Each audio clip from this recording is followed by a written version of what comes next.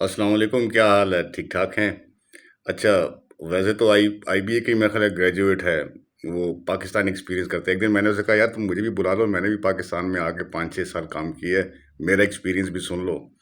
بہرحال اس نے کہا جی اس نے تو کوئی جواب ہی نہیں دیا، پتہ نہیں کون فارغ آدمی ہے، اس کو کیا جواب دو۔ میں نے کہا چلو یار تم نہ دو، کانٹینٹ بنانا ہے نا میں خود بناؤں گا، وقت آئے گا پھر ہم دیکھیں گے کہ اس کانٹینٹ کو جو ہے نا کون دیکھتا ہے کون نہیں دیکھتا نا۔ تو میں نے فیصلہ کیا ہے کہ میں نے فیصلہ تو بہت پہلے کیا ہوا تھا کہ جو کچھ میرے ساتھ آئی بی میں 3 سال میں ہوا ہے، جو مجھے ذہنی ٹینشن اور ٹارچر دیا گیا ہے، جو میری عزت نفس مجروح کی گئی ہے، اور جو انہوں نے پوری کوشش کی ہے کہ میں انسینٹی کی طرف چلا جاؤں۔ مجھے یہ شاید کانسٹیبل بنانا چاہ رہے تھے، تقریباً انہوں نے مجھے شاید کانسٹیبل بنا لیا ہوا ہے، ٹھیک ہے نا جی۔ میری دل بالکل وہی کرتا ہے کہ میں شاید کانسٹیبل کی طرح بات کروں، ٹھیک ہے جی۔ تعلیم جائے بھاڑ میں، پی ایچ ڈی جائے بھاڑ میں، ریسرچ جائے بھاڑ میں بات کروں شاید کانسٹیبل کی طرح۔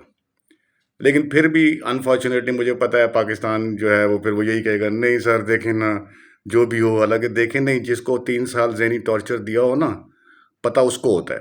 تو خیر قصہ مختصر میں نے جو ہے نا آئی بی ایکسپیرینس کے نام سے ولاگ شروع کیا، آج اس کی میں پارٹ 1 بتا رہا ہوں۔ اور یہ بھی میں بتاتا جاؤں آپ کو کہ پاکستان کے جو ٹاپ کے جرنلسٹ ہیں نا، ایک نہیں دو تین نہیں، 3 4 ٹاپ کے جرنلسٹ جو ہیں، انہیں میں تقریباً پچھلے 6 7 مہینے سے بتا رہا ہوں کہ میرے ساتھ آئی بی اے میں کیا ہو رہا ہے۔ اور اکثریت کی طرف سے صرف خاموشی ہے، صرف خاموشی ہے، ٹھیک ہے نا جی۔ آ، وہ بالکل نہیں بات کرنا چاہتے، جیسے اپنے سید طلعت حسین صاحب ہیں ویسے آپ ان سے پوچھیں تو اخلاقیات کے اوپر، جرنلزم کے اوپر، پروفیشنلزم کے اوپر ایسا ایسا خطبہ جھاڑیں گے کہ آپ کہیں گے ان سے زبردست آدمی کوئی نہیں ہے۔ اور ان کے پاس سارا میٹیریل موجود ہے کہ کس طرح مجھے آئی بی میں ٹارچر کیا جاتا ہے، کس طرح جو ہے مجھے کیا کہتے ہیں تکلیف پہنچائی جاتی ہے، کس طرح مجھے میری جو ورک لائف بیلنس ہے اس کو خراب کیا جاتا ہے۔ ساری چیزیں ان کے پاس ڈاکومنٹڈ ایویڈنس موجود ہے، کبھی بات نہیں کی، جواب تک نہیں دیا، حالانکہ نمبر دیا ہوتا ہے کہ جی میں ولاگ کرتا ہوں۔ جب وہ فارغ ہو گئے تھے میاں صاحب کے جانے کے بعد، تو بہرحال اینی ہاؤ بات کسی اور طرف چلی جائے گی۔ Let's talk about what I want to share with you about I B A. تو میں جب آئی بی اے میں آیا تو تقریباً 5 6 مہینے گزرے ہوں گے کہ انہوں نے ایک اسٹوڈنٹ کو ایکسپیل کر دیا، جبرائیل اسٹوڈنٹ کا نام تھا۔ مجھے پتہ لگا تو میں نے ای میل لکھی ان کو، میں نے کہا یار یہ کون سا طریقہ کار ہے کہ ایک بندے نے کوئی جو ہے وہ انسیڈنٹس آف ہریسمنٹ جو ہے وہ آبزرو کیا ہے، اور بجائے اس کے کہ آپ اس ہریسر کو پروسیکیوٹ کرتے آپ نے اسٹوڈنٹ کو اڑا دیا۔ یہ کون ہے؟ پتہ لگا جی رجسٹرار ہے اسد الیاس۔ اسد الیاس کون ہے؟ ایک اسسٹنٹ پروفیسر ہے جسے بندر بانڈ گروپ کی مدد سے جو ہے رجسٹرار بنا دیا گیا ہے۔ زندگی بھر اس کو آئی بی اے نے پیسے دے کے میرے خیال ہے پی ایچ ڈی کروائی ہے، آئی تھنک سو۔ اور 5 7 سال ہو گئے ہیں اس کو آئی بی اے سے کے فنڈ سے پی ایچ ڈی کیے ہوئے، آج تک ریسرچ کے نام پہ جو ہے نا بلی کا بچہ پیدا نہیں کیا۔ ہاں ایک دفعہ اس نے کوشش کی تو کیا کیا کہ آئی بی اے کے ایم بی اے کے پروجیکٹس کو کٹ پیسٹ کر کے آئی بی اے کے جرنل میں ہی 7 پیپر پبلش کر دیے ناصر افغان کے ساتھ مل کے۔ یہ ہے اس کی ریسرچ کر، اس کے بعد زندگی میں اس نے کوئی ریسرچ نہیں کی، ٹھیک ہے۔ وہی ایک ریسرچ کی، وہی اس کے گلے پڑ گئی، اس کی سٹوری جو ہے وہ بنیاد بنی بعد میں جتنا بھی یہ مجھے پروسیکیوٹ کر رہے ہیں۔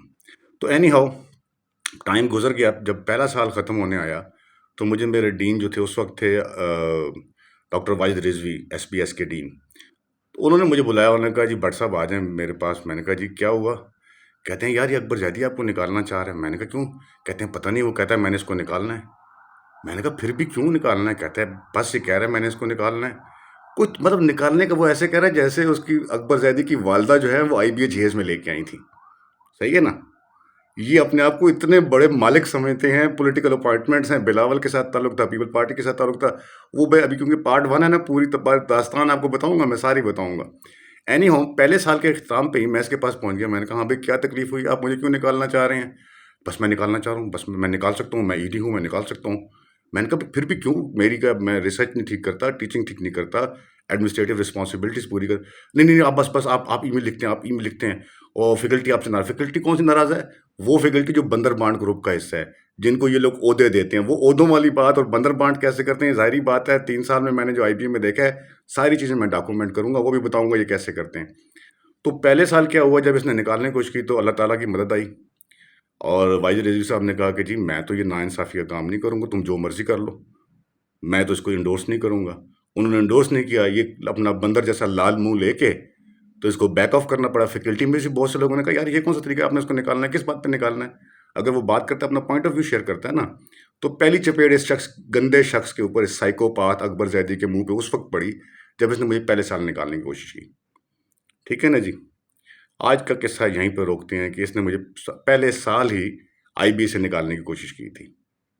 باقی قصے میں آپ کو بتایا آئی بی کے ایکسپیرینس سے بہت سے ولاگز بتاؤں گا اور ڈیٹیل میں بتاؤں گا۔